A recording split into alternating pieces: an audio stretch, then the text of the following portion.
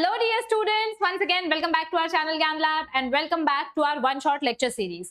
मैंने आपको अब तक 9 चैप्टर्स प्रोवाइड कर दिए हैं जो कि आपके क्लास 12 के बहुत ही इंपॉर्टेंट चैप्टर्स हैं। और अब जो चैप्टर्स आने वाले हैं, जिन बच्चों ने ये चैप्टर्स पढ़े होंगे तो ठीक है, लेकिन जिन्होंने नहीं पढ़े, अगर वो सिर्फ ये वन शॉट लेक्चर देकर जाएंगे और थोड़ा बहुत पीवाईक्यूज रिवाइज करके जाएंगे तो भी इतना सफिशिएंट हो जाएगा। क्योंकि अब जो चैप्टर्स आने वाले हैं इसमें से सिर्फ 2 चैप्टर्स का इंपॉर्टेंट वेटेज है, that is chapter number 11 and chapter number 12। बाकी सारे चैप्टर्स का वेटेज ओके है। तो अगर आप सिर्फ वन शॉट लेक्चर देख के जाओगे तो भी बस है, क्योंकि इसमें आपको मेन अपने दिमाग से यूज करके आंसर्स ठोकना है, ठीक है। तो अभी आज जो मैं चैप्टर स्टार्ट करने वाली हूँ that is our chapter number 10 human health and disease. लेकिन उससे पहले मैं एक बार फिर से बता दूं, क्योंकि बहुत सारे बच्चे हमारी चैनल से नए हैं जो जुड़ रहे हैं, उनको नहीं पता, तो उनके लिए मैं ये इन्फॉर्मेशन देने आई हूँ कि हमारा प्ले स्टोर पर एक एप्लीकेशन है। अपने एप्लीकेशन का नाम है ज्ञान लैब ऐप।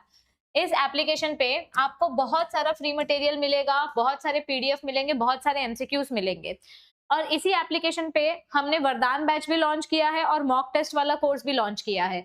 एक बात याद रखो, अगर आप अपने एमएसटी सीईटी एग्जाम और बीएससी नर्सिंग सीईटी एग्जाम को लेकर सीरियस हो तो आपको बहुत ज्यादा थ्योरी अच्छे से पढ़ने की जरूरत है और बहुत सारे एमसीक्यूज प्रैक्टिस करने की जरूरत है। तो आपका थ्योरी और आपकी एमसीक्यू प्रैक्टिस हम वरदान बैच में करवाते हैं। और आपको जो एक्स्ट्रा एमसीक्यूज प्रैक्टिस करने के लिए चाहिए 3 से 4 हजार एमसीक्यूज, वो हमने अपने मॉक टेस्ट वाले कोर्स में दिया है। तो जो बच्चा वरदान बैच ज्वाइन करेगा उसको लाइव लेक्चर्स के साथ साथ ये पूरा मॉक टेस्ट भी फ्री में मिलेगा। और अगर समझो किसी को लेक्चर्स नहीं देखने हैं, सिर्फ मॉक टेस्ट सॉल्व करना है, तो वो हमारा मॉक टेस्ट वाला कोर्स भी ज्वाइन कर सकता है, ठीक है। तो ये इन्फॉर्मेशन अपने सारे फ्रेंड्स तक पहुंचा दो ताकि उनको भी पता चले कि सीईटी के लिए उनकी प्रिपरेशन हम करवा रहे हैं। अब हम स्टार्ट करते हैं अपने चैप्टर नंबर 10 से, that is human health and disease. अभी इंट्रोडक्शन में कुछ नहीं बताया है, सिर्फ बेसिक इन्फॉर्मेशन दी है। हेल्थ मतलब क्या होता है, अगर आपको कोई डिजीज नहीं है और आप सोशली, मेंटली, फिजिकली फिट हो तो ऐसे इंसान को हम हेल्दी डिक्लेयर कर देते हैं, ठीक है। अभी हेल्थ किस चीज पे डिपेंड करती है, बैलेंस डाइट, हाइजीन, बहुत सारी चीजों पे डिपेंड करती है, आपका न्यूट्रिशन सोर्स, सब कुछ डिपेंड करता है, ठीक है। अभी देखो, रोज रोज हम कितने सारे अलग अलग ऑर्गेनिजम्स को लेकर एक्सपोज होते हैं। आप रोड से चल रहे हो, आपके बाजू वाले अंकल चलते चलते छींक दिए, अच्छू, तो उनके मुंह से जो पार्टिकल्स निकलते हैं, जो एरोसोल्स निकलते हैं, वो पार्टिकल्स अगर आपके रेस्पिरेटरी सिस्टम में चले गए तो आप एक्सपोज हो गए, मतलब आपने उस ऑर्गेनिज्म को अपनी बॉडी में ले लिया। लेकिन हम रोज रोज तो बीमार नहीं पड़ते, क्योंकि रोज रोज हमें जो ऑर्गेनिजम्स एक्सपोज किए जाते हैं उनसे फाइट करने के लिए हमारी बॉडी में जो रेजिस्टेंस सिस्टम है that is called as immune system. ये इम्यून सिस्टम क्या करता है, हमें किसी भी टाइप के डैमेज या डिजीज से प्रोटेक्ट करता है, ठीक है।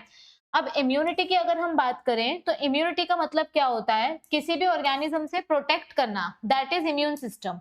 और इम्यून सिस्टम कब एक्टिवेट होता है, जब कोई फॉरेन पार्टिकल हमारी बॉडी में घुस के हम पर अटैक करता है। तो फॉरेन पार्टिकल जो हमारी बॉडी में घुसकर हम पर अटैक करता है, उस फॉरेन पार्टिकल को बोलते हैं एंटीजन। और इस एंटीजन से फाइट करने के लिए हमारी बॉडी के डब्ल्यूबीसी सेल्स एक्टिवेट हो जाते हैं, तो उस रिस्पॉन्स को बोलते हैं इम्यून रिस्पॉन्स, ठीक है।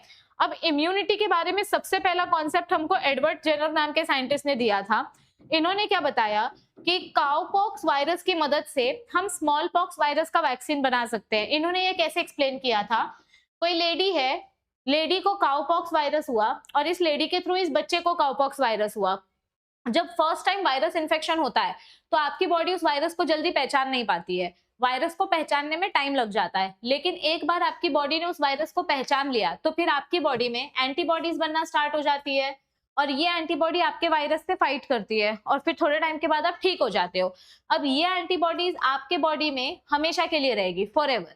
अब समझो सेम लेडी को second time small pox infection हुआ, ओके, और इस लेडी से ये इन्फेक्शन इसको पहुंचा, इस बच्चे को, जो सेम बच्चा था, ओके, मतलब ये लेडी कोई और है पर बच्चा सेम है। अब इस बच्चे के बॉडी में काउपॉक्स वाला एंटीबॉडी पहले से है, क्योंकि जब इसको काउपॉक्स का इन्फेक्शन हुआ था तो इसकी बॉडी में काउपॉक्स का एंटीबॉडी बना था। लेकिन इसके पास स्मॉल पॉक्स का एंटीबॉडी नहीं था, फिर भी इसका स्मॉल पॉक्स वाला जो इन्फेक्शन है वो ठीक हो गया।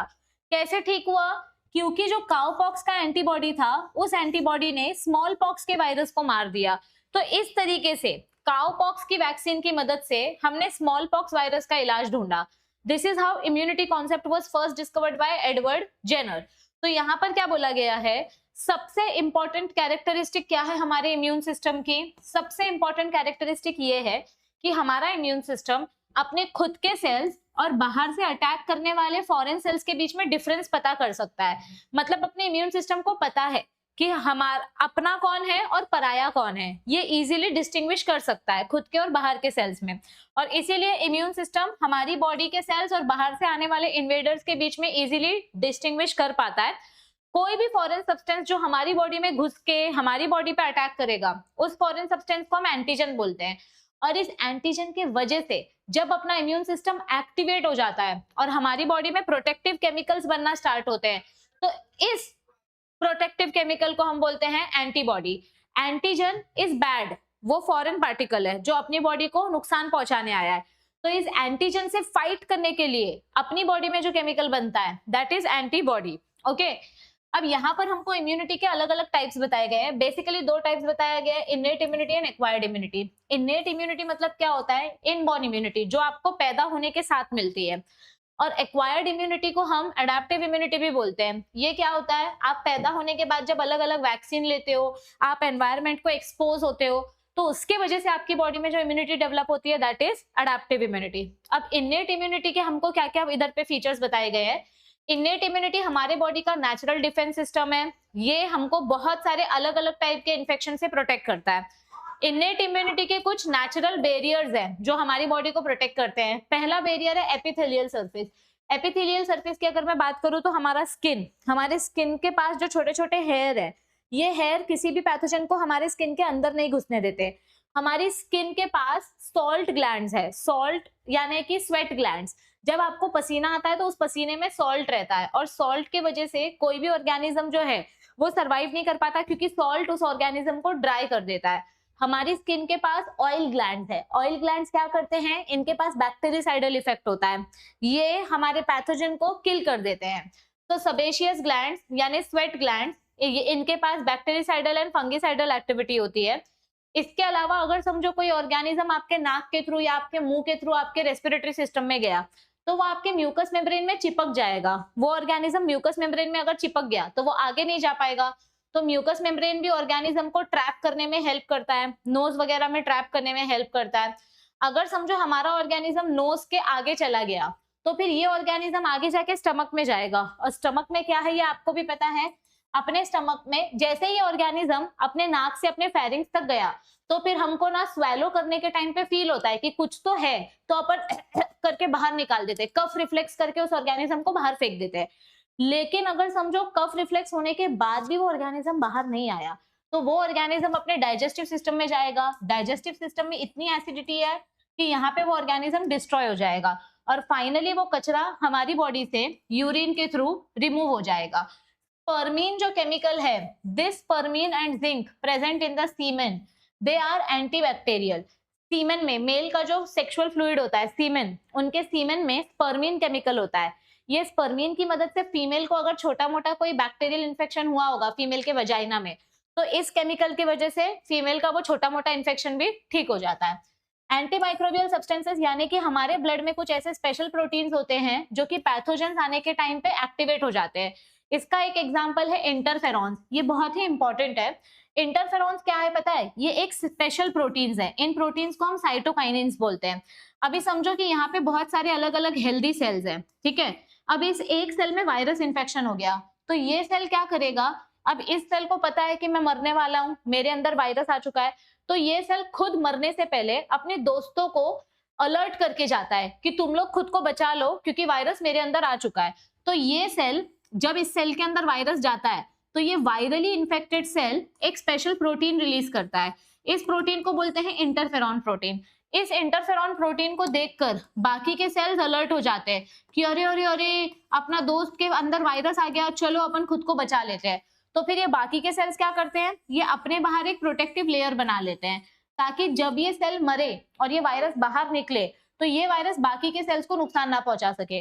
तो इंटरफेरॉन एक ऐसा स्पेशल प्रोटीन है जो वायरली इन्फेक्टेड सेल से निकलता है, और ये बाकी के सेल्स को प्रोटेक्ट करने के लिए सिग्नल देता है। आपको 2022 में क्वेश्चन पूछा गया था, cellular factors in innate immunity is provided by dash. तो देखो यहाँ पर दिया है कौन कौन से सेल है जो हमको इम्यून सिस्टम प्रोटेक्ट करते हैं। एक तो है अपने natural defence sales, natural defence sales में भी अलग अलग टाइप आते हैं, हम इनको फैगोसाइटिक सेल्स बोलते हैं।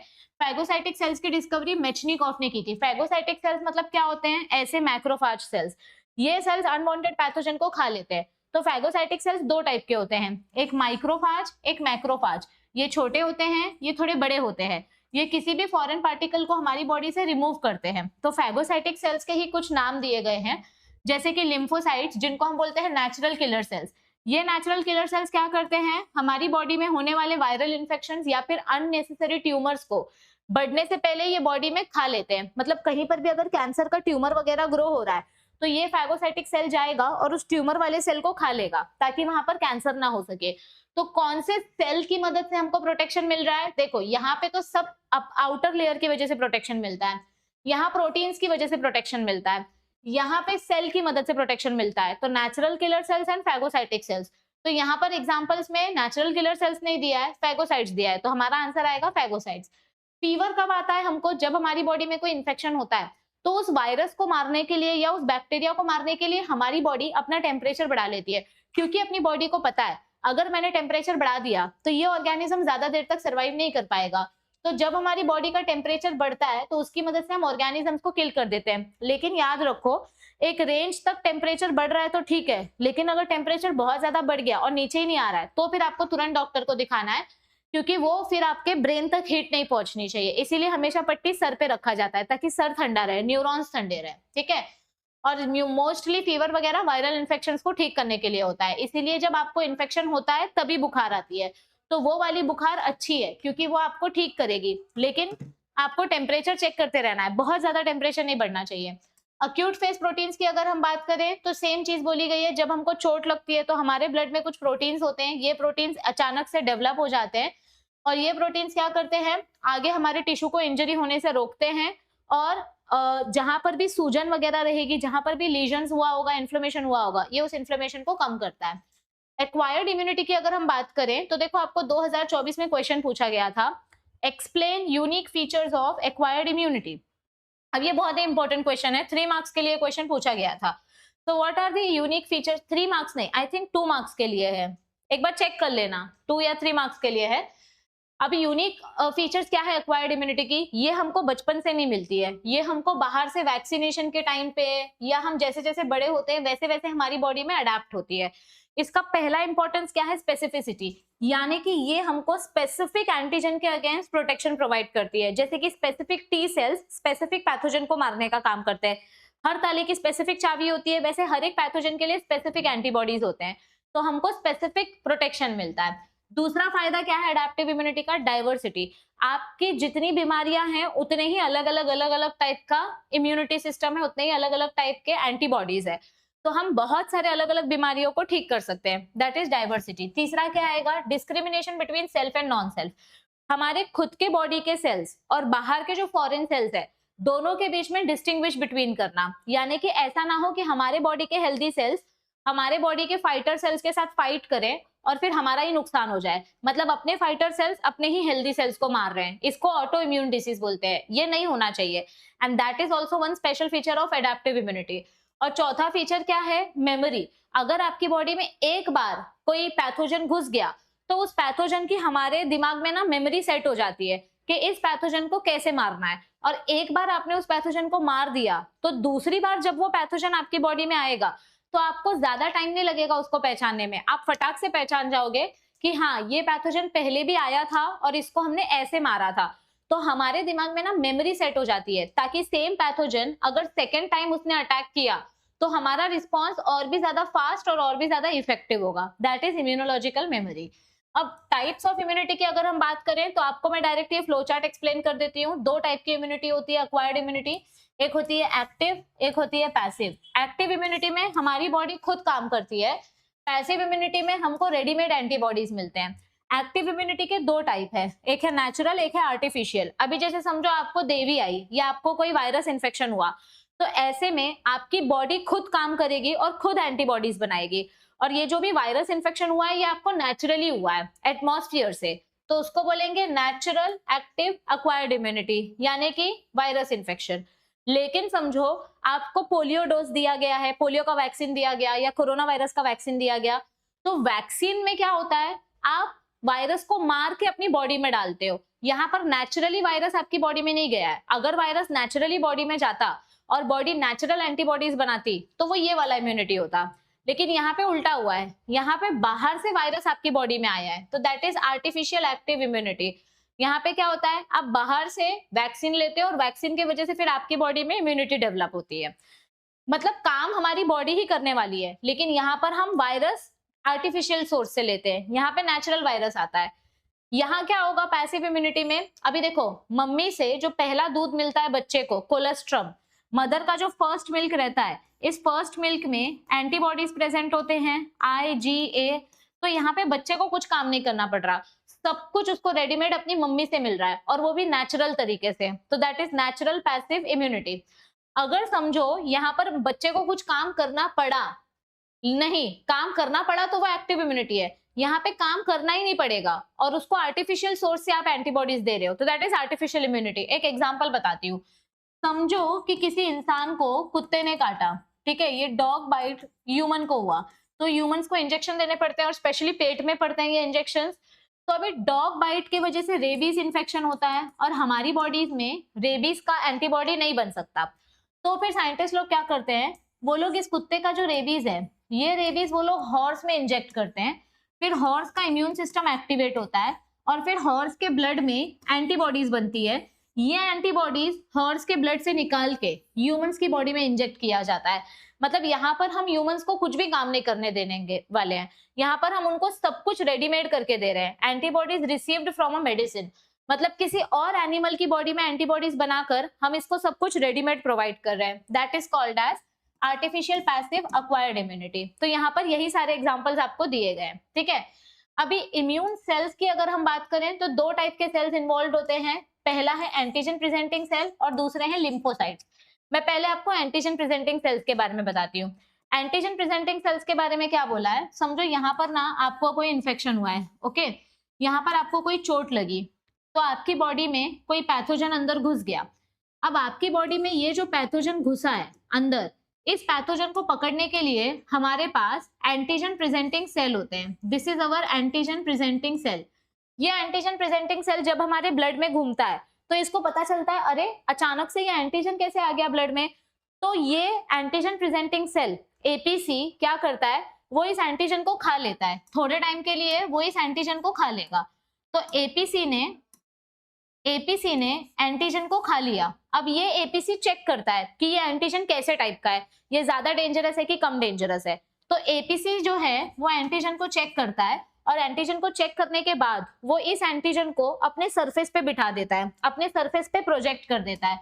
तो ये एंटीजन बाहर आ जाएगा, इसके सरफेस पे बैठ जाएगा। और अब APC क्या करेगा पता है, ये APC सिग्नल देगा टी हेल्पर सेल को। किसको सिग्नल देगा, ये टी हेल्पर सेल को। अब टी हेल्पर सेल्स डिसाइड करते हैं कि इस एंटीजन को कैसे मारना है। टी हेल्पर सेल्स पहले चेक करते हैं, अगर ये एंटीजन लोकल है तो टी हेल्पर सेल्स अपने क्लोन्स बनाएंगे। टी हेल्पर सेल्स की मदद से अलग अलग क्लोन्स बनते हैं, killer T cells, suppressor T cells, memory T cells. लेकिन अगर ये एंटीजन ज्यादा डेंजरस निकला तो टी हेल्पर सेल्स सीधा किसकी मदद लेते हैं, बी लिम्फोसाइट्स की मदद लेते हैं।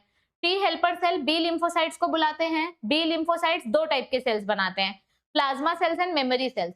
प्लाज्मा सेल्स क्या करेंगे, वो इस एंटीजन को पूरा एक साथ जमा करेंगे, उसको मारेंगे और उसके टॉक्सिक सब्सटेंस को न्यूट्रलाइज कर देंगे। और फिर मेमोरी सेल्स में उसकी मेमोरी स्टोर हो जाएगी, ताकि सेकेंड टाइम अगर सेम पैथोजन आया तो अपने को ज्यादा टाइम नहीं वेस्ट करना पड़ेगा।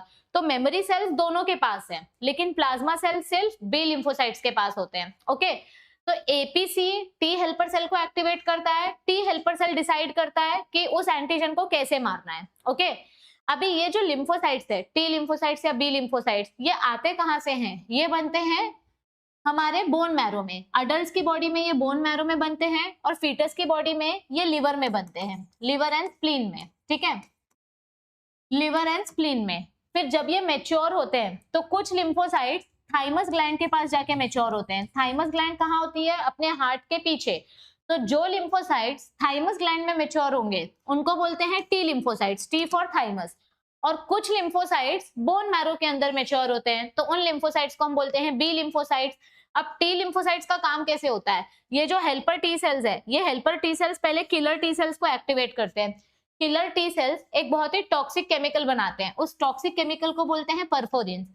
ये परफोरिन क्या करता है, ये अपने एंटीजन के अंदर छेद करके उसको मार देता है, और सप्रेसर टी सेल क्या करेगा, ये बाकी के सेल्स को स्टॉप कर देता है ताकि बाकी के सेल्स को नुकसान ना पहुंचे, और मेमोरी टी सेल्स में मेमोरी स्टोर हो जाती है। बी लिम्फोसाइट्स कैसे काम करते हैं, पहला स्टेप होता है एग्लूटिनेशन। एग्लूटिनेशन मतलब क्या होता है, हमारे ये जो एंटीबॉडीज है, इस एंटीबॉडी ने एंटीजन को हर जगह से घेर लिया है, this is antigen, this is antigen, this is antigen, तो हमने एंटीजन को हर जगह से घेर लिया, that is agglutination, first step. Second step होता है ऑप्सोनाइजेशन, यानी कि इस एंटीजन को डिस्ट्रॉय कर देना, और थर्ड स्टेप होता है इस एंटीजन के बचे हुए टॉक्सिक सब्सटेंसेस को न्यूट्रलाइज कर देना, so that is third step. तो यहाँ पर आपको क्वेश्चन पूछा गया है कि explain 3 main functions of free antibodies produced by B lymphocytes. तो बी लिम्फोसाइट्स कैसे काम करते हैं, पहले वो एग्लूटिनेशन करते हैं, यानी अपने ऑर्गेनिज्म को हर जगह से घेर लेते हैं, फिर उस ऑर्गेनिज्म को खा लेते हैं, फिर उस ऑर्गेनिज्म का मैक्रोफाज एक्टिविटी करते हैं, पूरा उसको चबा लेते हैं, और फिर उसके जो टॉक्सिक सब्सटेंसेस हैं उस टॉक्सिक सब्सटेंसेस को न्यूट्रलाइज कर देते हैं। तो बी लिम्फोसाइट्स कैसे काम करते हैं, ये 3 स्टेप्स की मदद से। तो ये क्वेश्चन आपको बोर्ड्स में पूछा गया है, ठीक है। वैक्सीनेशन मतलब क्या होता है, बहुत ही सिंपल कॉन्सेप्ट है, जो भी पैथोजन है उस पैथोजन को मार के या फिर उसको वीक करके जब हम उसको अपनी बॉडी में इंट्रोड्यूस करते हैं, तो हमारी बॉडी के लिए तो वो फॉरेन पार्टिकल है, तो अपनी बॉडी को क्या लगेगा, अरे माँ माता जी मेरी बॉडी में ये कौन सा पैथोजन आ गया, तो अपनी बॉडी का इम्यून सिस्टम एक्टिवेट हो जाता है। तो जब हम किसी पैथोजन को या वायरस के टॉक्सिक सब्सटेंस को अपने ब्लड में इंजेक्ट करते हैं, तो उसके वजह से हमारी बॉडी का इम्यून सिस्टम एक्टिवेट हो जाता है और अपनी बॉडी में एंटीबॉडीज बनना स्टार्ट हो जाती है। अब जैसे ही एंटीबॉडीज बन के रेडी होती है और ये वायरस को मारने के लिए निकलती है, वैसे ही पता चलता है कि अरे ये वायरस तो पहले से मरा हुआ है, अरे अपना पोपट हो गया, पर कोई बात नहीं, एटलीस्ट हमने एंटीबॉडीज बना के रेडी रखी। अगर सच में कभी ये लाइव वायरस अपनी बॉडी में आया तो अपने को टाइम नहीं लगेगा और हम सीधा उस वायरस को मार देंगे। That is called as immunological memory, यानी एक बार आपके बॉडी में मेमोरी बन गई तो दूसरी बार आपको वो इन्फेक्शन ज्यादा प्रॉब्लम नहीं पहुंचाएगा। That is vaccination, okay. अब बात करते हैं स्ट्रक्चर ऑफ एंटीबॉडीज की। अब बहुत ही सिंपल सा टॉपिक है, एंटीबॉडी के स्ट्रक्चर के बारे में पूछा गया है। सबसे पहले तो आपको एंटीबॉडीज के नाम पता होने चाहिए। एंटीबॉडी को हम इम्यूनोग्लोबुलिन के नाम से भी जानते हैं, क्योंकि ये हमारे इम्यून सिस्टम का पार्ट है और ये एक प्रोटीन से बनता है, इसीलिए इसको हम इम्यूनोग्लोबुलिन बोलते हैं। इसका दूसरा नाम है एग्लूटिनिन। एग्लूटिनिन के नाम से भी ये जाना जाता है। बेसिकली जब भी हमारी बॉडी में एंटीजन आते हैं तभी एंटीबॉडीज का प्रोडक्शन होता है। एंटीबॉडीज कैसे बनते हैं, प्लाज्मा सेल से। कितनी स्पीड से बनते हैं एंटीबॉडीज, 1 सेकंड में 2000 मॉलिक्यूल्स बन जाते हैं, इतना फास्ट बी लिम्फोसाइट्स एंटीबॉडीज बनाता है। एंटीबॉडी के स्ट्रक्चर को अगर हम देखेंगे तो ये रेप्लिकेशन फोर्क जैसा वाई शेप का स्ट्रक्चर है। यहाँ पे आपको 4 प्रोटीन चेन्स दिखाई दे रही हैं, 4 पॉलीपेप्टाइड चेन। इसमें से 2 हेवी चेन है, 2 लाइट चेन्स है। ये जो बड़ी वाली चेन्स है दीज आर हेवी चेन्स, ये छोटी वाली जो चेन है दीज आर लाइट चेन्स। अब ये सारी चेन आपस में कैसे कनेक्टेड है, डाइसल्फाइड बॉन्ड की मदद से इनका कनेक्शन है और इसी वजह से इसका वाई शेप स्ट्रक्चर हमको दिखाई देता है। जहां पे ये बेंड होती है, इस बेंडिंग वाले रीजन को हम बोलते हैं हिंज रीजन। अब ध्यान से देखो, आपको ये जो चारों चेन्स है, चारों चेन में आपको ना अलग अलग रीजन दिखाई देगा, मतलब कि यहाँ पर आपको शेड वाला रीजन दिखाई देगा, ओके, और यहाँ पे आपको ये शेड वाला रीजन दिखाई देगा। तो ये जो नीचे वाला पार्ट है, ये जो चारों चेन का जो नीचे वाला पार्ट है, इसको बोलते हैं कांस्टेंट रीजन, ये नहीं बदला जाता है। This is constant region of light chain and this is constant region of heavy chain. जो ऊपर वाला पार्ट है ना, ये पार्ट हम बदल सकते हैं, मतलब एंटीबॉडीज का नीचे का स्ट्रक्चर कांस्टेंट रहेगा, ऊपर का स्ट्रक्चर हम एंटीजन के हिसाब से बदल सकते हैं। तो ये ऊपर वाले पार्ट को बोलते हैं वेरिएबल रीजन। वेरिएबल रीजन का ही दूसरा नाम क्या है, वेरिएबल रीजन का दूसरा नाम है पैराटोप, ओके। तो ये जो पैराटोप है ये एंटीजन के हिसाब से बदला जा सकता है। अभी समझो फॉर एग्जांपल ये एक एंटीबॉडी है, ठीक है, इस एंटीबॉडी को ये वाला एंटीजन पकड़ना है, तो मैंने क्या किया, सॉरी, इस एंटीबॉडी को यहाँ पर जो ऐसा वी शेप का एंटीजन है ये एंटीजन पकड़ना है, तो एंटीबॉडी इस एंटीजन को पकड़ लेगी। लेकिन अगर समझो कि यहाँ पर एंटीजन राउंड शेप का आ गया, तो मैं क्या करूंगी, ये ऊपर वाला जो वेरिएबल रीजन है ये वेरिएबल रीजन चेंज कर देंगे, जिसकी वजह से इसका स्ट्रक्चर बदल जाएगा, मतलब यहाँ पे दूसरा वेरिएबल रीजन आ जाएगा जो इस एंटीजन को इजीली पकड़ लेगा। यानी कि एंटीजन के हिसाब से हम एंटीबॉडी का स्ट्रक्चर थोड़ा सा मॉडिफाई कर सकते हैं, that is known as variable region and constant region. तो ये जो वेरिएबल रीजन वाला पार्ट होता है उसको पैराटोप बोलते हैं। इस पार्ट के वजह से ही हमारी जो एंटीबॉडी है वो स्पेसिफिक एंटीजन एंटीबॉडी कॉम्प्लेक्स बनाता है, जिसके वजह से every antibody has 2 antigen binding site, इसीलिए हम एंटीबॉडी को बाइवेलेंट बोलते हैं। यहाँ पे एक एंटीजन बाइंड हो सकता है, यहाँ पे एक एंटीजन बाइंड हो सकता है, मतलब एक तीर से 2 शिकार ऐसा हो सकता है, ठीक है। तो देखो इधर पे एक एंटीजन बाइंड हो रहा है और यहाँ पे एक एंटीजन बाइंड हो रहा है, मतलब ये इसका यहाँ पर भी एक एंटीजन बाइंड हो सकता है आराम से स्क्वायर शेप का। तो आपको यहाँ पर जो अलग अलग चेंजेस दिखाई दे रहा है, अलग अलग शेप दिखाई दे रहा है, इसको बोलते हैं पैराटोप वाला रीजन। और ये जो अपना वायरस है, इस वायरस के ऊपर जो रिसेप्टर्स हैं इनको बोलते हैं एपिटोप्स, मतलब एंटीजन वाला जो पार्ट है उसको एपिटोप बोलते हैं, एंटीबॉडी वाला जो पार्ट है उसको पैराटोप बोलते हैं। तो एपिटोप और पैराटोप के बीच का जो कनेक्शन है, ये कनेक्शन हमको बताता है एंटीजन एंटीबॉडी कॉम्प्लेक्स कैसे बना है। जब आप एंटीजन एंटीबॉडी कॉम्प्लेक्स के बारे में पढ़ते हो तो उसकी स्टडी को हम सीरोलॉजी बोलते हैं। छोटे छोटे वेरिएशंस की मदद से भी हम अलग अलग एंटीजन्स को इजीली पकड़ सकते हैं और जिसकी मदद से हमारा एंटीजन एंटीबॉडी कॉम्प्लेक्स फॉर्म होता है। अभी हमारे जो आरबीसी है ना बच्चा, उस आरबीसी के ऊपर भी अलग अलग टाइप के एंटीजन्स होते हैं और एंटीजन्स के बेसिस पे डिसाइड होता है कि अपना ब्लड ग्रुप कौन से टाइप का होगा। कार्ल लैंडस्टीनर नाम के जो साइंटिस्ट थे, इन्होंने 3 ब्लड ग्रुप डिस्कवर किया था, A blood group, B blood group and O blood group. थोड़े दिनों के बाद कार्ल लैंडस्टीनर के जो स्टूडेंट थे डिकास्टेलो एंड स्टर्ली, इन्होंने एक चौथा ब्लड ग्रुप डिस्कवर किया, ए बी ब्लड ग्रुप। और इस वजह से कार्ल लैंडस्टीनर को नोबेल प्राइज दिया गया क्योंकि इन्होंने ह्यूमन ब्लड ग्रुप की डिस्कवरी की थी। कार्ल लैंडस्टीनर ने क्या देखा कि हमारा जो रेड ब्लड सेल होता है, इन रेड ब्लड सेल्स के ऊपर 2 टाइप के एंटीजन्स होते हैं, या तो ए एंटीजन होता है या तो बी एंटीजन होता है, मतलब ऐसे अलग अलग प्रोटीन्स प्रेजेंट होते हैं। और इसी का अपोजिट एंटीबॉडी यानी कि एग्लूटिनिन हमारे सीरम में होता है। मतलब समझो कि ये मेरा हाथ है, मेरे हाथ में ये रेड ब्लड सेल है, रेड ब्लड सेल के आजू बाजू में जो प्लाज्मा है, इस प्लाज्मा में जो एंटीबॉडीज होते हैं, हमने चैप्टर नंबर 8 में पढ़ा था ना, प्लाज्मा में एंटीबॉडीज होते हैं। तो ये जो एंटीबॉडी है वो इसका अपोजिट होगा। अगर मेरे पास ए एंटीजन है तो मेरे पास बी एंटीबॉडी होगा, अगर मेरे पास बी एंटीजन है तो मेरे पास ए एंटीबॉडी होगा। ये देखो मेरे पास जो एंटीजन है उसका अपोजिट एंटीबॉडी होगा, जो एंटीजन है उसका अपोजिट एंटीबॉडी होगा। सेम एंटीजन और सेम एंटीबॉडी क्यों नहीं होगा? समझो यहाँ पर बी एंटीजन है और यहाँ पर मैं बी एंटीबॉडी लेकर आ गई, तो इनके बीच में क्लॉटिंग रिएक्शन हो जाएगा, मतलब एंटीजन और एंटीबॉडी के बीच में रिएक्शन हो जाएगा, जिसके वजह से वहीं पे ब्लड क्लॉट हो जाएगा, अंदर ही अंदर गांठ बन जाएगी और ब्लड फ्लो ही नहीं होगा, सफोकेशन से सेल्स की डेथ हो जाएगी। तो सेम एंटीजन के साथ सेम एंटीबॉडी कभी नहीं होना चाहिए अपने ब्लड में। ये कब होना चाहिए? जब आप इन्फेक्शन से फाइट करते हो तब। ब्लड में जो एंटीजन है उसका अपोजिट एंटीबॉडी होना चाहिए। तो फिर अब कुछ बच्चे क्वेश्चन पूछेंगे, मैम जिन लोगों के ब्लड में दोनों एंटीजन होता है, ए और बी, जिनका ब्लड ग्रुप ए बी होता है, तो उनके पास कौन सा एंटीबॉडी होता है? They don't have any antibody. तो इनको हम बोलते हैं यूनिवर्सल रिसीवर, ये किसी का भी ब्लड ग्रुप रिसीव कर सकते हैं, ओके। और जिनके पास एक भी एंटीजन नहीं होता, जिनका ब्लड ग्रुप खाली होता है, those who don't have any antigen, तो उनके सीरम में दोनों एंटीबॉडीज होती हैं, इनको बोलते हैं O blood group and they are known as universal donor. अभी इन एंटीजन्स के साथ साथ थोड़े दिनों के बाद डिस्कवरी हुई आरएच एंटीजन के बारे में। आरएच एंटीजन क्या है? रीसस एंटीजन, यानी कि आगे जाकर कार्ल लैंडस्टीनर और कुछ साइंटिस्ट वीनर, ये लोग जब स्टडी कर रहे थे तो रीसस मंकी, एक चिंपैंजी का स्पीशीज है, इस मंकी के रेड ब्लड सेल में इनको एक हट के थोड़ा सा अलग एंटीजन दिखा। उस एंटीजन का नाम इन्होंने रखा डी एंटीजन, इसको आरएच फैक्टर के नाम से भी जाना जाता है। तो जिस ब्लड ग्रुप में आरएच एंटीजन होगा वो ब्लड ग्रुप पॉजिटिव होगा, जिसके पास आरएच एंटीजन नहीं है वो ब्लड ग्रुप नेगेटिव होगा।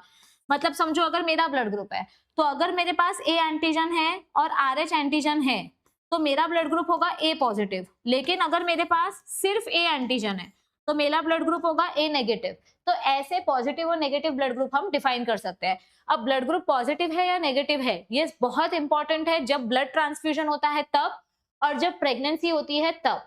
प्रेगनेंसी के टाइम पे अगर समझो कि फादर का ब्लड ग्रुप पॉजिटिव है और मदर का ब्लड ग्रुप नेगेटिव है तो बहुत बड़ा डिजास्टर हो सकता है, बहुत बड़ी प्रॉब्लम हो सकती है।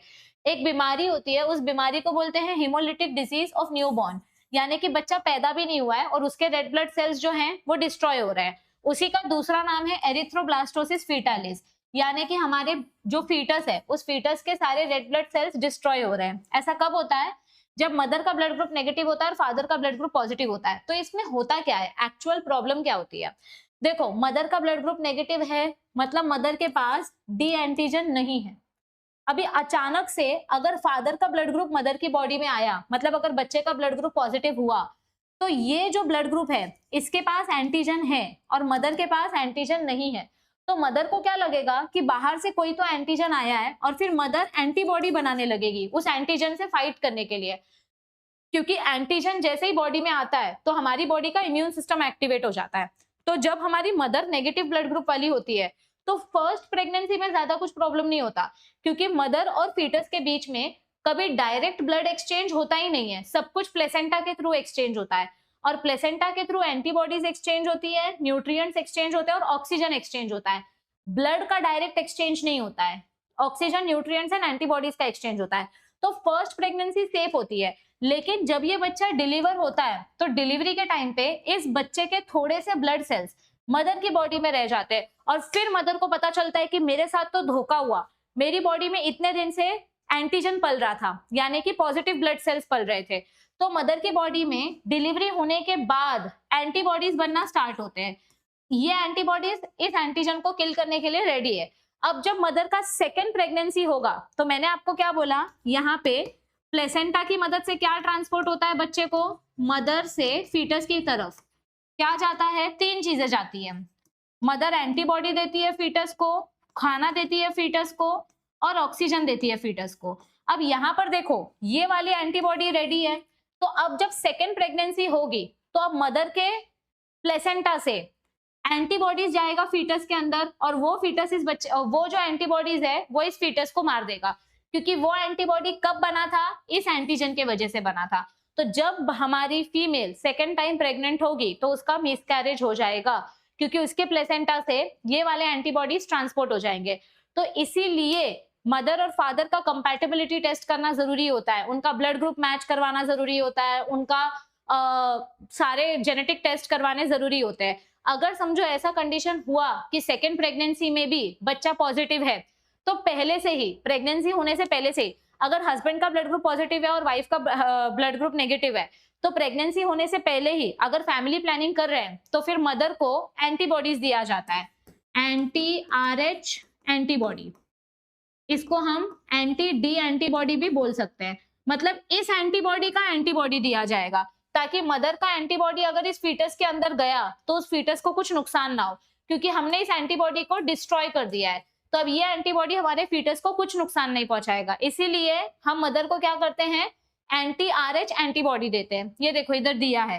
तो अगर ऐसा कुछ सिनारियो हुआ तो मदर को हम क्या देते हैं, mother is expose to anti RH antibodies which will result in HDN। तो इसलिए बच्चे को बचाने के लिए हम क्या करते हैं, जिस मदर का ब्लड ग्रुप नेगेटिव है उस औरत को हम एंटी RH एंटीबॉडी देते हैं ताकि उसका एंटीबॉडी डिस्ट्रॉय हो जाए और हमारे फीटस को कुछ नुकसान ना हो, हमारा जो मिसकैरेज है वो मिसकैरेज बच सके। ठीक है, दिस इज एरिथ्रोब्लास्टोसिस फीटालिस। आपको 2025 में क्वेश्चन पूछा था कि अगर कोई RH negative mother RH positive foetus को कंसीव करती है तो उसको कौन सा इंजेक्शन दिया जाता है और क्यों दिया जाता है, रीजन बताओ। तो यहाँ पर आपको उसका रीजन दिया है कि हमारा जो RH पॉजिटिव फीटस है ये मदर के सर्कुलेटरी सिस्टम में अगर चला गया तो मदर जो है वो एंटी RH एंटीबॉडीज बनाने लगेगी, इसके वजह से फीटस जो है उसके ब्लड सेल्स डिस्ट्रॉय हो जाएंगे और इसीलिए मदर को एंटी RH एंटीबॉडी दिया जाता है। तो ये पैराग्राफ आपका आंसर था। ठीक है, आगे बढ़ते हैं, कॉमन ह्यूमन डिजीजेस के बारे में पढ़ते हैं। अभी इसका तो मैंने आपको सीधा सीधा एक रेडीमेड चार्ट दिया है, वो चार्ट आपको रट्टा मार के जाना है, उसी में से आपको क्वेश्चंस पूछे जाते हैं। सबसे पहले देखो ह्यूमन डिजीजेस की बात करें तो डिजीजेस को 2 टाइप्स में कैटेगराइज किया गया है, एक कंजेनाइटल डिजीज, एक एक्वायर्ड डिजीज। कंजेनाइटल डिजीज क्या होती है, जो जेनेटिक या मेटाबॉलिक डिसऑर्डर की वजह से होती है और जो कि क्योरेबल नहीं है। अभी रिसर्च इतना आगे बढ़ चुका है कि कुछ कुछ डिजीजेस हम जीन थेरेपी की मदद से ट्रीट कर सकते हैं, बट कुछ कुछ डिजीजेस के ऊपर अभी भी रिसर्च चालू है। एक्वायर्ड डिजीज क्या होती हैं, जो हमको बाहर से अडेप्ट करके मिलती हैं। अब इसमें भी 2 टाइप्स होते हैं, communicable and non communicable. Communicable disease यानी कि जो छूने से फैलती है और नॉन कम्युनिकेबल डिजीज यानी कि जो छूने से नहीं फैलती है। तो कम्युनिकेबल डिजीज का एग्जांपल क्या आएगा, मलेरिया, कोरोना वायरस यानी कि वायरल फ्लू, ये सब कम्युनिकेबल डिजीज है। नॉन कम्युनिकेबल एग्जांपल क्या आएगा, कैंसर, किसी को छूने से कैंसर थोड़ी ना तो फैलता है। कम्युनिकेबल डिजीज जो कि छूने से फैलती है, तो ये किसके वजह से फैलती है? Fungus, virus, bacteria, worm etcetera, और इनको हम बोलते हैं पैथोजेंस। अब ये पैथोजेंस कभी कभी डायरेक्ट आपकी बॉडी में जा सकते हैं और कभी कभी किसी और की मदद से, यानी वेक्टर की मदद से आपकी बॉडी में ये घुस सकते हैं। तो वेक्टर मतलब क्या होता है? जिसकी मदद से, मतलब ये पोस्टमैन है, इस पोस्टमैन की मदद से वो पैथोजन हमारी बॉडी में आया। अभी जैसे कि समझो खाने के थ्रू कोई बैक्टीरिया आपके बॉडी में गया, तो वो बैक्टीरिया डायरेक्ट नहीं आया, वो बैक्टीरिया खाने की मदद से आया। तो यहाँ पर खाना हमारा पोस्टमैन है, यानी कि वेक्टर है। ओके, पैरासाइट क्या होता है? जो डायरेक्ट हमारी बॉडी से ब्लड सक करता है, न्यूट्रिएंट सक करता है। पैरासाइट भी दो टाइप के होते हैं, एक एक्टोपैरासाइट, एक एंडोपैरासाइट। एक्टोपैरासाइट मतलब जो बाहर से खून चूसता है, जैसे खटमल, मच्छर। और एंडोपैरासाइट क्या होते हैं? जो बॉडी के अंदर जाके बॉडी को डिस्ट्रॉय करते हैं, that is endoparasite. For example protozoan endoparasite of the mosquito and human beings. Plasmodium is a protozoan endoparasite. हाँ, प्लाज्मोडियम जो है ये मलेरिया कॉज करता है, तो ये प्लाज्मोडियम मस्कीटो के ब्लड में रहता है। जब मस्कीटो हमको काटता है तो ये पैरासाइट हमारे ब्लड में घुस के फिर हमारे आरबीसीज को डिस्ट्रॉय करता है। अब इधर देखो, अलग अलग डिजीजेस है इस पूरे चार्ट में से। पहले तो इसका स्क्रीनशॉट ले लो, मैं साइड में होती हूँ। इसका स्क्रीनशॉट ले लो, ले लिया सबने इसका स्क्रीनशॉट? यस, सारे डिजीज का मैं चार्ट दिखा देती हूँ, तो सारे डिजीजेस का आप स्क्रीनशॉट ले लो। वीडियो को पॉज करो और इसका स्क्रीनशॉट ले लो। डन, इसका भी स्क्रीनशॉट ले लो। हाँ, डन, ओके। चलो देखो, अभी इसमें से ना आपको पॉजिटिव एजेंट्स पता होने चाहिए, वेक्टर पता होने चाहिए, वो डिजीज कैसे ट्रांसमिट होती है, उसका सिम्टम्स क्या है। ट्रीटमेंट में बहुत कम क्वेश्चन पूछे जाते हैं। डायग्नोसिस वाले टॉपिक में से ना ये वाला क्वेश्चन पूछा जाता है, विडाल टेस्ट, और ये मतलब एक दो ही क्वेश्चन आते हैं डायग्नोसिस में से। बाकी स्टार्टिंग के जो 4 कॉलम है ये बहुत इंपॉर्टेंट है। सबसे पहली बात हम बात करते हैं मलेरिया की। मलेरिया किसके वजह से होता है? एक प्रोटिस्ट प्लाज्मोडियम के वजह से होता है। प्लाज्मोडियम के 4 अलग अलग वेरिएशन है, Plasmodium vivax, malaria, oval, falciparum. अभी इसमें से हर एक टाइप जो है, हर एक वेराइटी का इन्फेक्शन पीरियड अलग है। कुछ प्लाज्मोडियम स्पीशीज 12 दिन में इन्फेक्शन फैलाती हैं, कुछ 14 दिन में। तो आपके टेक्स्ट बुक में टेबल दिया हुआ है। ओके, आपको ये चारों का नाम पता होना चाहिए, और इसमें से सबसे ज्यादा डेंजरस कौन सी है वो आपको पता होना चाहिए। यहाँ पर लिखा है Plasmodium falciparum is the most dangerous one. एक रुको, हाँ ये देखो, प्लाज्मोडियम फैल्सीपेरम जो है ये सबसे ज्यादा फेटल प्लाज्मोडियम है, इसकी वजह से डेथ होती है। बाकी सारे ट्रीटेबल होते हैं। ओके, अब ये हमारी बॉडी में घुसते कैसे हैं? ये मच्छर के थ्रू हमारे ब्लड में आते हैं। जब मच्छर हमको काटता है तो मच्छर के सलाइवरी ग्लैंड से ये हमारे ब्लड में जाते हैं, फिर ब्लड से ये हमारे लिवर सेल्स पे अटैक करते हैं, फिर लिवर सेल से ये देखो लिवर सेल्स पे अटैक करते हैं, फिर लिवर सेल से हमारे आरबीसीज में अटैक करते हैं, फिर आरबीसी के अंदर ही इसका रिप्रोडक्शन वगैरह होता है, ये जाइगोट प्रोड्यूस करते हैं, और फिर सलाइवा की बॉडी में ये घुस जाते हैं। तो इस तरीके से इनका बॉडी में ट्रांसपोर्ट होता है मच्छर के सलाइवरी ग्लैंड से। ओके, फ्रॉम मस्कीटो का सलाइवरी ग्लैंड टू ह्यूमन का लिवर, और फिर लिवर से रेड ब्लड सेल्स।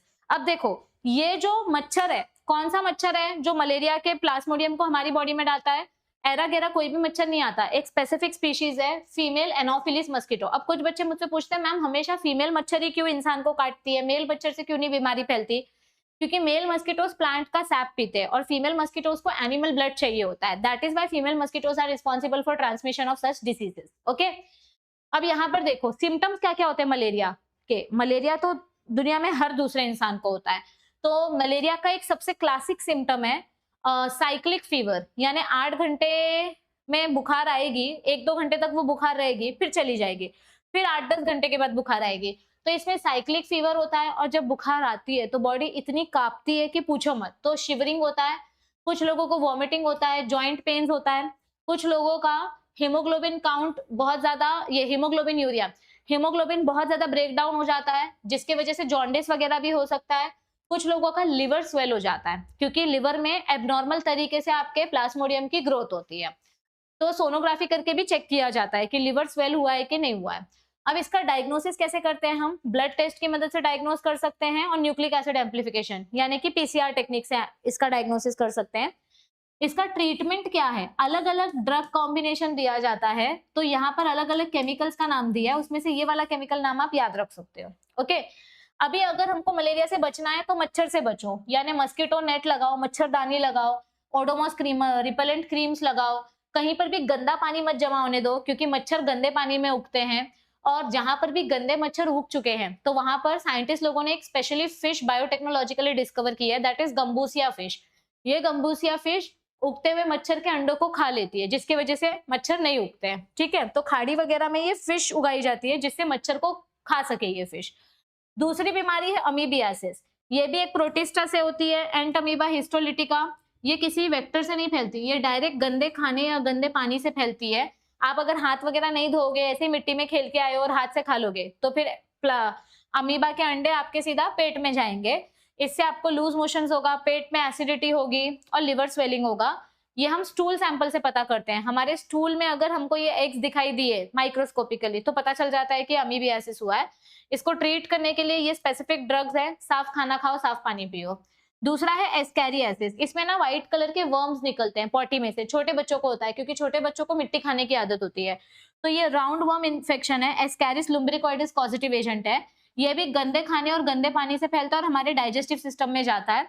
यहाँ पर हमको पेट दर्द होता है, वॉमिटिंग होती है, पॉटी में से वर्म निकलते हैं व्हाइट कलर के। ये लंग इन्फेक्शन भी कर सकते हैं और इसके वजह से बॉडी में इओसिन्स का काउंट काफी बढ़ जाता है, इओसिनोफिल का, क्योंकि ये फाइट कर रहे हैं ना इन्फेक्शन से, फैगोसाइटोसिस दिखा रहे हैं। तो इसको भी हम स्टूल सैंपल से डिटरमाइन करते हैं। यहाँ पर हम एंटी वर्म यानी एंटी हेलमिंथिक ड्रग्स देते हैं। साफ खाना खाओ, साफ पानी पियो तो आप बचे रहोगे। नेक्स्ट आता है फिलेरियासिस यानी हत्ती रोग। इसको एलिफेंटियासिस बोला जाता है। इसमें क्या होता है पता है? आपके जो जॉइंट्स है, जो लिम्फ ऑर्गन्स है, जैसे पैर हो गया, थाइस हो गए, टेस्टिस वाला रीजन हो गया, हाथ हो गए, ये हाथी के स्ट्रक्चर जैसे स्वेल हो जाते हैं, बहुत ज्यादा फ्लूइड डिपॉजिट हो जाता है। तो एलिफेंटियासिस का पॉजिटिव एजेंट है नीमाटोड। ये भी वर्म जैसा ही होता है। इसके अलग अलग टाइप्स हैं, वुचरेरिया, बैंक्रॉफ्टी, ब्रुगिया मलाई, ब्रुगिया टिमोरी। ये सीईटी में पूछा जाता है। ओके, अब ये कौन से मस्कीटो की वजह से स्प्रेड होता है? ये स्प्रेड होता है क्यूलेक्स मस्कीटो की वजह से। एडिस मस्कीटो से नहीं होता, एनोफिलिस से नहीं होता, क्यूलेक्स मस्कीटो से स्प्रेड होता है। क्यूलेक्स मस्कीटो से सीधा ये ह्यूमन के लिम्फेटिक सिस्टम पे अटैक करता है। तो इसके वजह से क्या होता है, हमारे जो हाथ पैर है वो हाथी के हाथ पैर जैसे सूज जाते हैं, क्योंकि बहुत ज्यादा फ्लूइड एक्यूमुलेट हो जाता है। इनफैक्ट ह्यूमंस का जो टेस्टिस है, टेस्टिस में भी बहुत ज्यादा फ्लूइड एक्यूमुलेट होने की वजह से टेस्टिस एकदम हेवी हो जाते हैं। ठीक है, और क्या बोला है, स्टूल सैंपल से हम डिटरमाइन कर सकते हैं एलिफेंटियासिस हुआ है कि नहीं हुआ है। और इसका ट्रीटमेंट लाइफ टाइम चलता है, मतलब स्टार्टिंग में आपको पहले 3 वीक्स तक कंटिन्यू ट्रीटमेंट लेना पड़ता है, फिर हर 6 महीने में आपको एक हफ्ते के लिए ये ट्रीटमेंट कंटिन्यू करना पड़ता है। तो यहाँ पर मच्छर से बचो, यही एक तरीका होता है। ओके, अब टाइफॉइड बहुत ही फेमस बीमारी है, मुझे खुद 2 बार 3 बार हो चुकी है, अजय सर को 2 बार हो चुकी है। ये खाने की वजह से होता है, पानी की वजह से होता है, जो बाहर का अपन इतना खाते हैं। मैं भी बहुत ज्यादा जंक फूड खाती हूँ, तो उसके वजह से मुझे हुआ है, and I am not proud of it, क्योंकि इसके बहुत साइड इफेक्ट्स होते हैं। बाल झड़ जाते हैं, बॉडी वेट फ्लक्चुएट हो जाता है, जॉइंट पेन्स होते हैं, बहुत कुछ होता है। तो typhoid basically gram negative bacteria की वजह से होता है। उस बैक्टीरिया का नाम है salmonella typhi.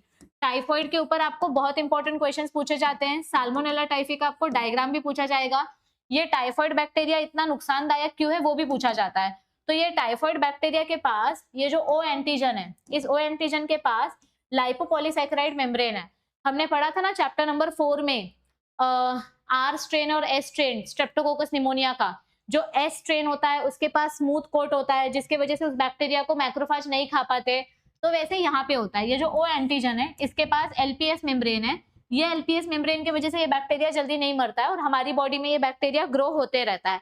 That is why this bacteria is difficult to kill. ये ग्राम नेगेटिव बैक्टीरिया है, तो इसका डायग्राम भी आपको एग्जाम में पूछा जाता है। ठीक है, कहाँ गए? हाँ, तो ये खाने से और पानी से स्प्रेड होता है। इसमें बुखार, नौशिया, उल्टी जैसी फीलिंग, थकावट, सर दर्द, एकदम से भूख मर जाती है, लूज मोशंस होते हैं, एब्डोमिनल पेन होता है, ये सारे सिम्टम्स होते हैं। टाइफॉइड को डायग्नोज करने का एक स्पेसिफिक टेस्ट है, ब्लड टेस्ट ही है, बट स्पेसिफिक टेक्निक फॉलो की जाती है। उस स्पेसिफिक टेक्निक को बोलते हैं विडाल टेस्ट। अगर एक्सट्रीम कंडीशंस बढ़ गई टाइफॉइड की तो इसमें गॉल ब्लैडर रिमूव कर दिया जाता है और अलग अलग एंटीबायोटिक्स की मदद से ट्रीट किया जाता है। टाइफॉइड का एक्चुअली वैक्सीन भी है, लेकिन ये वैक्सीन का कुछ इफेक्टिविटी नहीं है, ओनली 20-25% इफेक्टिवनेस है, इसीलिए इसका वैक्सीन किसी काम का नहीं है। टाइफॉइड से बचना है तो साफ पानी पियो, साफ खाना खाओ। नेक्स्ट आता है निमोनिया। निमोनिया हमने चैप्टर नंबर 4 में पढ़ा है, वायरस की वजह से भी होता है, बैक्टीरिया की वजह से भी होता है, फिजिकल कांटेक्ट से होता है, कपड़े शेयर करने से होता है, क्योंकि बैक्टीरियल या वायरल इन्फेक्शन है। तो इसमें बेसिकली येलो या ग्रीन कलर का कफ निकलता है, उसको स्पूटम बोलते हैं। बुखार आ जाता है, सांस लेने में तकलीफ होती है क्योंकि पूरा कफ जम जाता है, और हमेशा थकावट रहती है। चेस्ट का एक्सरे करके पता चल सकता है कि अंदर कफ जमा है कि नहीं, बलगम जमा है कि नहीं। तो बैक्टीरियल निमोनिया अगर रहेगा तो ये हम मेडिसिन देकर ट्रीट कर सकते हैं। वायरल निमोनिया का ट्रीटमेंट नहीं है क्योंकि वायरसेस को ट्रीट नहीं कर सकते। और यहाँ पर वैक्सीनेशन सबसे इंपॉर्टेंट है, वैक्सीनेशन दिया रहेगा तो वायरस इन्फेक्शन नहीं होता है। नेक्स्ट आता है कॉमन कोल्ड, सर्दी खांसी आजकल हर किसी को होती है, हर दूसरे दिन होती है। तो ये कोरोना वायरस राइनो वायरस की वजह से हो सकता है, छूने से फैलता है, कपड़े शेयर करने से, कफ रहता है, नाक बहती रहती है, बुखार आ जाती है, आंखें लाल हो जाती है, कंजंक्टिवाइटिस, फटीग, थकावट रहती है।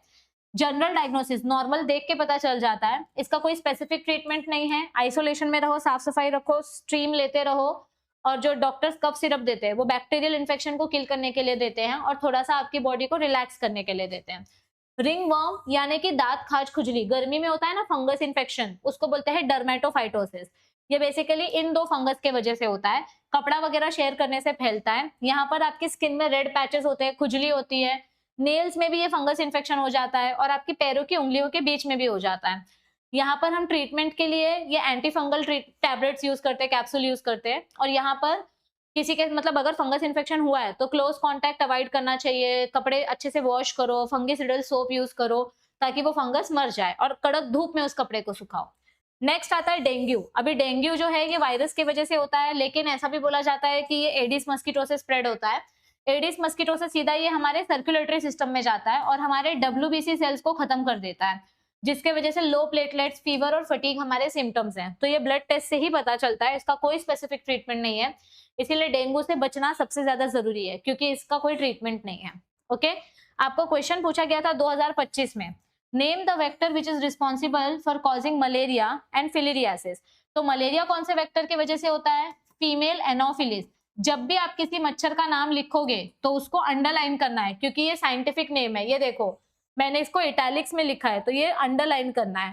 फीमेल एनोफिलिस की वजह से मलेरिया होता है और फिलिरियासिस होता है क्यूलेक्स मस्कीटो की वजह से। तो फिलिरियासिस का एग्जाम्पल क्या आएगा इधर पे? Culex mosquito. नेक्स्ट क्वेश्चन कहां गए?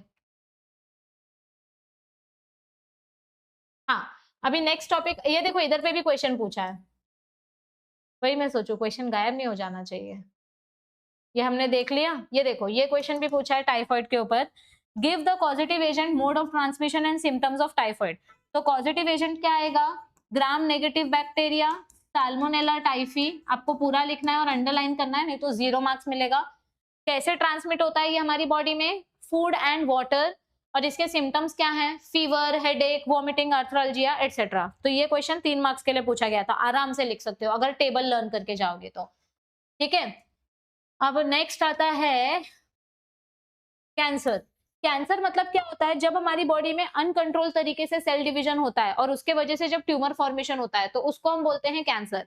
अब ट्यूमर्स ना दो अलग अलग टाइप के होते हैं, एक होता है बिनाइन ट्यूमर, एक होता है मैलिग्नेंट ट्यूमर। बिनाइन ट्यूमर एक ही जगह पे रहता है, उसकी ग्रोथ नहीं होती है, वो स्प्रेड नहीं होता है। लेकिन मैलिग्नेंट ट्यूमर स्प्रेड होता है, इसीलिए ये ज्यादा डेंजरस होता है। अगर आपका कैंसर 3rd स्टेज पे पहुंच चुका है यानी कि वो मैलिग्नेंट ट्यूमर है, और अगर आपका ट्यूमर एक ही जगह पे चिपका हुआ है, वो ना फैल रहा है ना ग्रो हो रहा है, दैट इज बिनाइन ट्यूमर। लेकिन इसका मतलब ये नहीं कि बिनाइन ट्यूमर डेंजरस नहीं होता। अगर बिनाइन ट्यूमर अचानक से ग्रो होने लगा और वो फैल गया तो फिर वो डेंजरस हो सकता है। तो बिनाइन ट्यूमर और मैलिग्नेंट ट्यूमर दोनों डेंजरस है, लेकिन मैलिग्नेंट ट्यूमर बहुत फास्ट स्प्रेड होता है। बिनाइन ट्यूमर अगर स्प्रेड हुआ तो होगा, नहीं तो 10-10, 15-15 साल तक ये बिनाइन ट्यूमर वैसा ही रहता है, स्प्रेड नहीं होता है। ठीक है, अब कैंसर के कितने अलग अलग टाइप्स हैं? कार्सिनोमा, यहाँ पर आपको क्या दिखाई देता है? एपिथेलियल टिश्यू का कैंसर, जैसे कि skin cancer, lung cancer etcetera. Lungs में ट्यूमर फॉर्म हो जाता है। नेक्स्ट आता है सार्कोमा, इसमें कनेक्टिव टिश्यू का कैंसर होता है, जैसे बोन ट्यूमर, कार्टिलेज ट्यूमर। ये देखो बोन्स के अंदर आपका ट्यूमर रहेगा। तीसरा आता है लिम्फोमा, लिम्फेटिक टिश्यू में ट्यूमर होता है, मतलब जो अपने लिम्फ नोड्स हैं उनके अंदर आपको ये ट्यूमर दिखाई देगा। चौथा आता है ल्यूकेमिया, इसमें क्या होता है? हमारे जो व्हाइट ब्लड सेल्स है जो बोन मैरो में बनते हैं, ये व्हाइट ब्लड सेल्स का काउंट एकदम से बढ़ जाता है, लेकिन ये व्हाइट ब्लड सेल्स अनहेल्दी होते हैं, किसी काम के नहीं है, बहुत ज्यादा पॉपुलेशन बढ़ा रहे हैं बट यूजलेस है। तो that is bone marrow cancer, जिसको हम बोलते हैं ल्यूकेमिया। और 5वां कैंसर होता है एडिनोकार्सिनोमा, यानी कि ग्लैंड वाला कैंसर, जैसे thyroid gland, pituitary gland, glands में ऐसा ट्यूमर हो जाता है, दैट इज एडिनोकार्सिनोमा। अब कैंसर क्यों होता है? अलग अलग केमिकल्स के एक्सपोजर के वजह से होता है, अलग अलग हार्मोन्स, जो जिम में जाने वाले लोग होते हैं या जो लोग हार्मोन थेरेपी लेते हैं, तो अगर हार्मोन का बैलेंस बिगड़ गया तो उसके वजह से कैंसर हो सकता है, ट्यूमर हो सकता है। ये रेडिएशंस की वजह से हो सकता है, जो लोग कड़ी धूप में काम करते हैं या यूवी रेडिएशंस में काम करते हैं। ये वायरस इन्फेक्शन की वजह से होता है। अब आपको बोर्ड्स में पूछा गया था which disease is caused by HPV virus, तो एचपीवी वायरस की वजह से कौन सी डिजीज होती है? ह्यूमन पैपिलोमा वायरस की वजह से कैंसर होता है। क्या होता है इसके वजह से? कैंसर। तो इसका आंसर आएगा कैंसर। ऑन्कोजीन्स, हम सबकी बॉडी में ना स्पेसिफिक जीन्स हैं जो अलग अलग केमिकल के वजह से ट्रिगर हो जाती है और फिर वो सेल डिवीजन करना स्टार्ट कर देती है। तो जो जीन्स कैंसर कॉज करती है वो जीन्स हम सबकी बॉडी में होती है, लेकिन वो जीन एक्टिवेट होगी या नहीं होगी ये हमारे लाइफस्टाइल पे डिपेंड करती है। तो ऐसे जीन्स को ऑन्कोजीन्स बोलते हैं। जो डॉक्टर्स कैंसर की स्टडी करते हैं उनको ऑन्कोलॉजिस्ट बोलते हैं। और एडिक्शन की वजह से भी कैंसर होता है। स्मोकिंग, चूइंग, टोबैको, अल्कोहल के वजह से ये जीन्स एक्टिवेट हो जाती है, जिसकी वजह से आपकी बॉडी में एबनॉर्मल सेल डिवीजन होना स्टार्ट हो जाता है। तो ये अलग अलग केमिकल्स हैं जिनकी वजह से अलग अलग टाइप का कैंसर हमको देखने मिलता है। कैंसर को हम कैसे ट्रीटमेंट कर सकते हैं? पहला ट्रीटमेंट है कीमोथेरेपी। केमिकल्स की मदद से हम ट्यूमर की ग्रोथ को स्लो करने की कोशिश करते हैं, ठीक है। कीमोथेरेपी की वजह से बहुत सारे साइड इफेक्ट्स भी होते हैं, पर ये साइड इफेक्ट्स बाद में ठीक हो सकते हैं। दूसरा तरीका होता है रेडियोथेरेपी। कीमोथेरेपी के साथ साथ हम रेडिएशंस की मदद से हम एक्सरे या फिर गामा रे यूज करते हैं और उसमें हम कोबाल्ट या इरिडियम या आयोडीन मटेरियल्स यूज करते हैं और रेडिएशन की मदद से हम उस ट्यूमर को पूरा जला देते हैं। उसके आजू बाजू के सेल्स भी थोड़े मर जाते हैं बट ट्यूमर मर जाता है, ठीक है। उसके साथ साथ और एक ऑप्शन होता है सर्जरी का। अभी समझो अगर ब्रेस्ट कैंसर हुआ है तो पूरा का पूरा ब्रेस्ट ही निकाल दिया जाएगा ताकि उधर पे ट्यूमर कभी आ ही ना सके। लेकिन सर्जरी ऑप्शन सबके लिए एप्लीकेबल नहीं रहता। जो सीनियर सिटीजन्स रहते हैं वो सर्जरी से रिकवर नहीं कर सकते, इसीलिए उनके लिए सर्जरी ऑप्शन नहीं बचता है।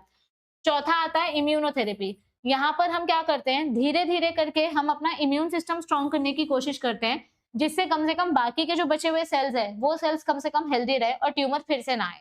और सपोर्टिव थेरेपी में इमोशनल सपोर्ट दिया जाता है, क्योंकि कैंसर ट्रीटमेंट इतना ज्यादा टायरिंग होता है कि सब लोग इमोशनली बहुत ज्यादा थक जाते हैं and they need emotional support. Okay, next आता है एड्स। एड्स एकदम लास्ट स्टेज डिजीज है। जब एचआईवी इन्फेक्शन होता है, ह्यूमन इम्यूनो डेफिशिएंसी वायरस, ये वायरस जब हमारी बॉडी में घुसता है तो ये हमारे बॉडी के इम्यून सिस्टम को खत्म कर देता है।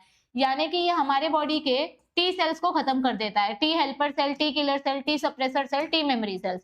इसीलिए इसको बोलते हैं immunodeficiency virus. Immune system को खत्म कर देता है ये।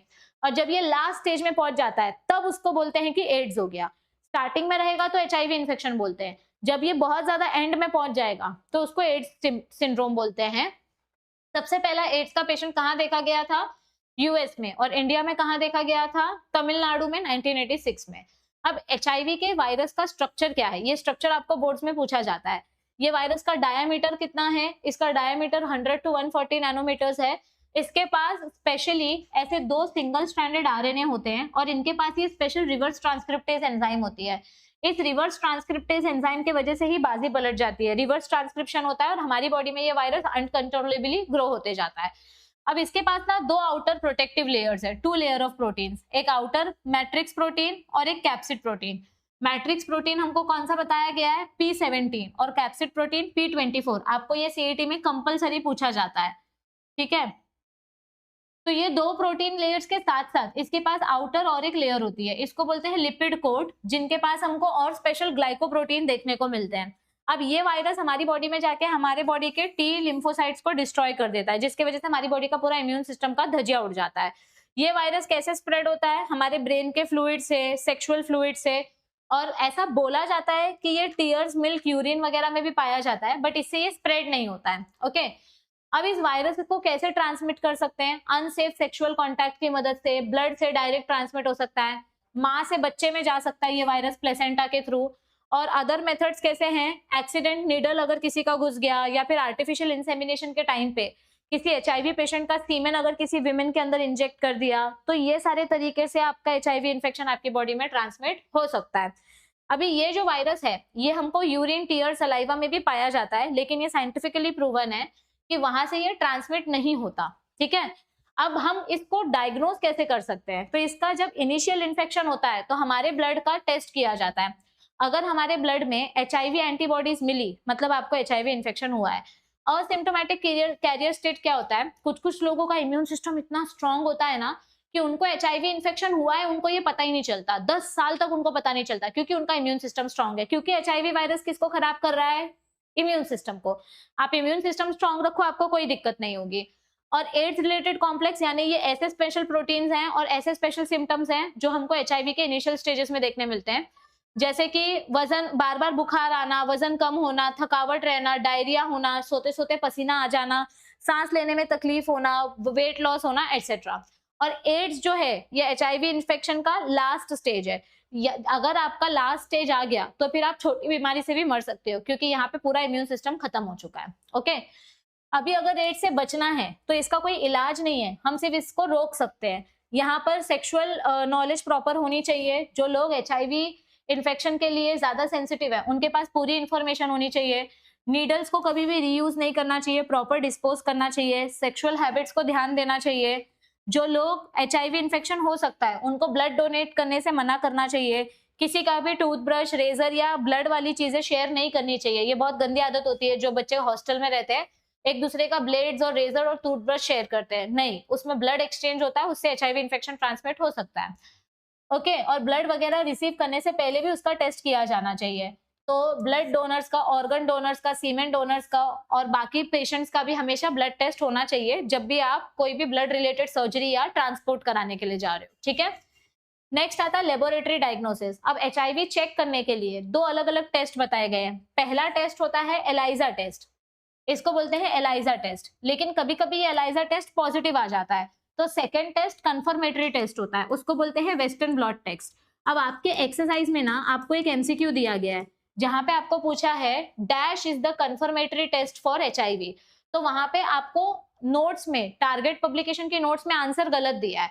तो याद रखो, कंफर्मेशन के लिए कौन सा टेस्ट करते हैं हम एचआईवी के? Western blot. और फर्स्ट टेस्ट कौन सा होता है? Primary test, ELISA test. ये याद रखो, फर्स्ट टेस्ट इज एलाइजा। अगर गलती से एलाइजा पॉजिटिव आया तो वेस्टर्न ब्लॉट किया जाता है। एड्स का कोई ट्रीटमेंट नहीं है, लेकिन एड्स के वायरस को थोड़ा सा स्लो करने के लिए हम कुछ ड्रग्स का कॉम्बिनेशन देते हैं, उसको बोलते हैं anti retroviral therapy. Anti retroviral therapy में ये अलग अलग ड्रग्स का कॉम्बिनेशन यूज किया जाता है। इसकी मदद से एड्स वायरस मरता नहीं है, लेकिन उसकी स्पीड थोड़ी सी स्लो हो जाती है। तो आपको देखो 2024 में क्वेश्चन पूछा गया था कि अगर आपने सेम नीडल यूज किया, अगर आपने नीडल को क्लीन नहीं किया और सेम नीडल यूज किया तो कौन सी बीमारी होगी? एड्स, क्योंकि यह नीडल इंजरी से स्प्रेड होती है। नेक्स्ट कॉन्सेप्ट आता है अडोलेसेंस। अब ये मैं सिंपल भाषा में बताती हूँ। अडोलेसेंस मतलब क्या होता है? जब बच्चे अडल्ट बन रहे हैं तो उनके बॉडी में बहुत सारे हार्मोनल फिजिकल चेंजेस होते हैं और उस फेज को अडोलेसेंस फेज बोला जाता है। बेसिकली ये 3 अलग अलग पार्ट्स में डिवाइडेड है। पहला फेज आता है अर्ली पीरियड, यानी कि जब आप 5th से लेके 7th स्टैंडर्ड के एज में होते हो, तो यहाँ पे आपका फिजिकल ग्रोथ होता है, आपकी बॉडी की ग्रोथ आती है। दूसरा फेज होता है मिडल पीरियड, यहाँ पे आपकी फिजिकल ग्रोथ थोड़ी स्लो हो जाती है, आपकी फिजिकल ग्रोथ हो चुकी है, लेकिन अब यहाँ पर आपका मेंटल ग्रोथ होना स्टार्ट होता है, आपकी थिंकिंग वगैरह बढ़ना स्टार्ट होती है, आपकी क्वालिटीज डेवलप होना स्टार्ट होती है। और यह है लेट पीरियड, यानी जब आप कॉलेज से पास हो जाते हो, तो यहाँ पर आपके पास बहुत ज्यादा लीडरशिप वाली क्वालिटी आ जाती है, आपके अंदर हार्मोनल चेंजेस होते हैं जिसकी वजह से आप सेक्सुअली अट्रैक्ट होना दूसरों से स्टार्ट हो जाते हो। ओके, तो अडोलेसेंस में क्या क्या चेंजेस होते हैं? सडनली आपकी फिजिकल ग्रोथ होती है, सेक्सुअल ऑर्गन्स डेवलप होते हैं, हार्मोनल चेंजेस होते हैं, इमोशनल और सोशल चेंजेस होते हैं, मूड स्विंग्स होते हैं। जब आप 12वीं 11वीं में जाते हो, आपको अपने फ्रेंड्स ज्यादा अच्छे लगते हैं, फैमिली वाले बुरे लगने लगते हैं, तो ये सारे इमोशनल चेंजेस होना स्टार्ट होते हैं। मेंटल हेल्थ एंड एडोलेसेंस के बारे में क्या बताया गया है कि अगर बच्चों को सही रास्ता नहीं दिखाया गया तो बच्चे छोटी छोटी चीजों को लेकर फ्रस्ट्रेट होंगे, इरिटेट होंगे, इसीलिए उनको सही रास्ता दिखाना जरूरी है, क्योंकि अगर सही रास्ता नहीं मिला तो फिर मेंटल डिसऑर्डर्स भी हो सकते हैं। मेंटल इलनेस 2 टाइप में बताई गई है, एक साइकोसिस, एक न्यूरोसिस। साइकोसिस मतलब क्या होता है? जो आप सिर्फ फील कर रहे हो, आपके दिमाग में कोई एक्चुअल झोल नहीं है, जैसे कि डिल्यूजन होना, हेलुसिनेशंस होना, दिन में सपने दिखाई देना, ये सब साइकोसिस है। साइकोसिस के वजह से आगे जाके आपको स्किज़ोफ्रेनिया हो सकता है, यानी आपके सामने रस्सी है पर आपको लगेगा कि ये एक सांप है, तो इसके वजह से, मतलब साइकोसिस की वजह से आपका ब्रेन काफी ज्यादा डिस्टर्ब हो सकता है।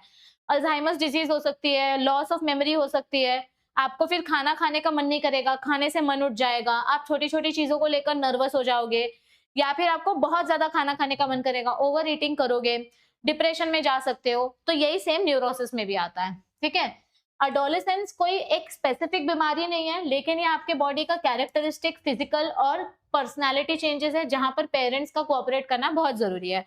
अगर डिप्रेशन वगैरह में कोई बच्चा जाता है तो उनको कोई मेडिसिन देने की बजाय उनको साइकेट्रिक ट्रीटमेंट और ओरल नॉन फार्माकोलॉजिकल यानी बिना मेडिसिन दिए उससे बात करके उसकी प्रॉब्लम को सॉल्व किया जाता है।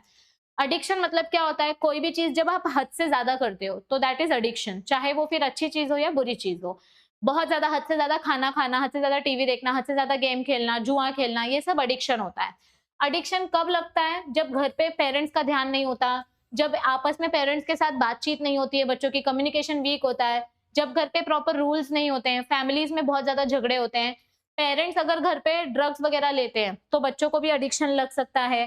ड्रग्स से अलग अलग एक्सपेक्टेशन करना कि अगर मैं ड्रग्स करके जाऊंगा तो मैं स्पोर्ट्स में जीत जाऊंगा, कुछ तूफानी करने का मन करना, तो ये सारे कंडीशन में बच्चे एडिक्टेड हो सकते हैं।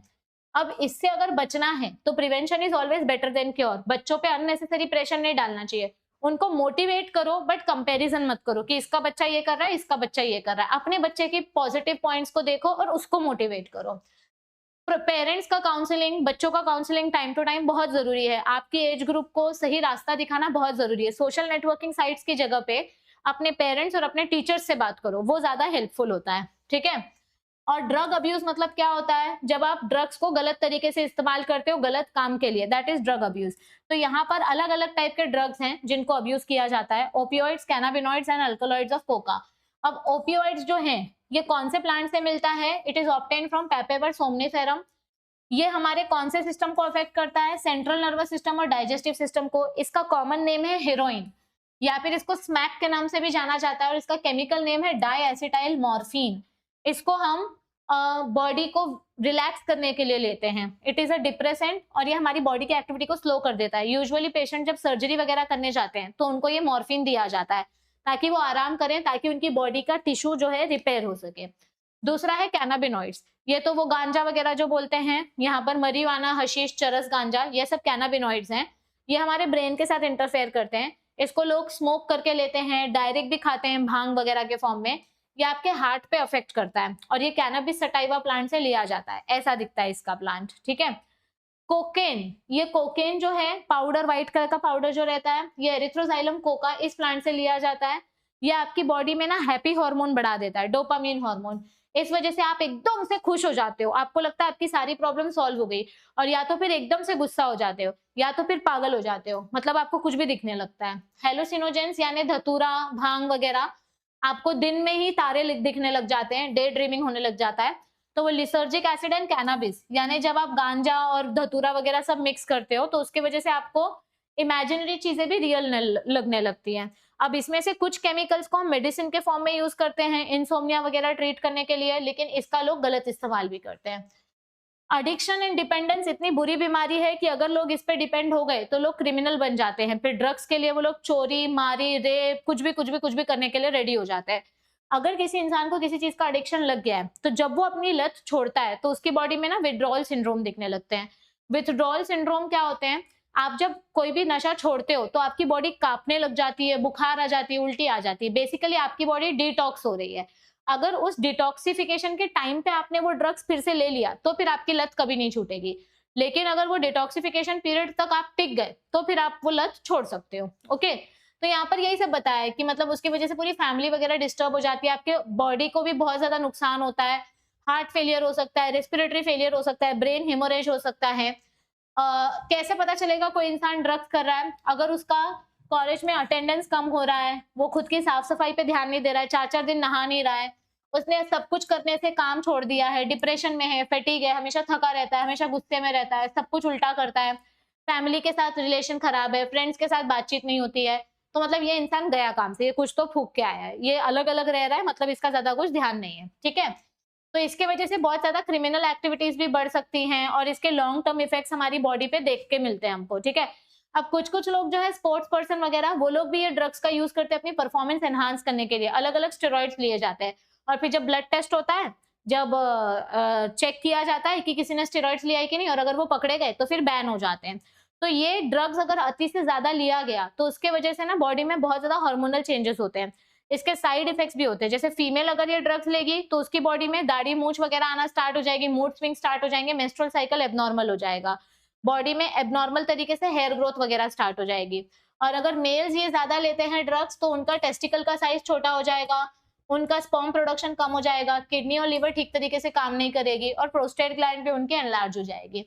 इसका प्रिवेंशन क्या है कि भाई अगर आपको कोई दिक्कत है तो अपने पेरेंट्स या टीचर्स से बात करो, अपने से उम्र से बहुत ज्यादा बड़े फ्रेंड्स मत बनाओ और गलत लोगों के साथ उठा बैठना बंद करो। That is how you can prevent yourself. Okay, तो yes we are done with this chapter. बहुत ही छोटा सा और सिंपल सा चैप्टर है, बहुत ज्यादा मैंने इस चैप्टर को डिटेल में नहीं लिया है क्योंकि इतना ज्यादा इंपॉर्टेंट नहीं है, इतने वेटेज नहीं है इसका। हाँ, अब आने वाला जो चैप्टर है नेक्स्ट चैप्टर वो बहुत इंपॉर्टेंट है, तो वो मत देख मतलब वो मत भूलना। अच्छे से अपने चैनल पे सब्सक्राइब करके रखो ताकि आपका नोटिफिकेशन मिस ना हो। अगर आप अपने सीईटी एग्जाम को लेकर सीरियस हो तो आपके पास अभी भी टाइम है। आप अभी भी हमारा वरदान बैच ज्वाइन कर सकते हो। यहाँ पे आपको पूरा लाइव बायोलॉजी सिलेबस पढ़ाया जाएगा और इसमें आपको ये मॉक टेस्ट वाला कोर्स फ्री में मिलेगा। हमारा जो ऐप है, इस ऐप में बहुत सारे फ्री के कंटेंट भी है, तो आप फ्री वाला कंटेंट भी यूज कर सकते हो। मुझसे जितना हो रहा है और जितना फास्ट हो रहा है, मैं उतना फास्ट आपके लिए मटेरियल लाने की कोशिश कर रही हूँ। आपका बदले में मुझे एक ही सपोर्ट चाहिए। कम से कम अभी भी 55% ऑडियंस ऐसी है जो वीडियोस देखती है, सब कुछ पढ़ते हैं, लेकिन सब्सक्राइब नहीं किया है चैनल को। तो चैनल को सब्सक्राइब करो, अपने फ्रेंड्स के साथ शेयर करो, वीडियो को लाइक करके नीचे कमेंट करो, तो ही हमको मोटिवेशन मिलता है और फिर काम करने का मन करता है। तो मेरी आपसे रिक्वेस्ट है कि प्लीज चैनल को सब्सक्राइब करो ताकि मुझे भी मोटिवेशन मिले। So all the best everybody and I will see you soon. Till then stay tuned.